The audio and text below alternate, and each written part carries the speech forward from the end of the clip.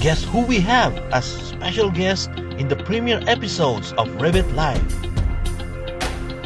Sure, kilala nyo yung guest natin ngayon. Pag hindi nyo siya kilala, you must have been elsewhere in the last 10 years. Yes, that's her, the digital architect herself, and a few more friends.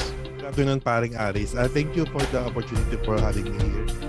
Tony is a very busy businessman, kaya napakaswerte natin pinagbigyan tayo.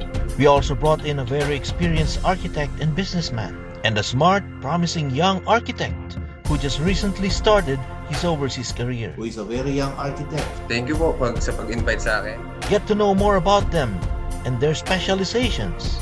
Know also their thoughts and aspirations when they answer questions like this. You can design and build a structure to serve the public. Yun. Uy, maganda yung tanong na yan. Sobrang okay yan. Actually, para sa akin, since ang gusto ko sanang pagdating i-design is yung tipong... Please subscribe now so you can be notified when the premiere video is published. And here's a bonus!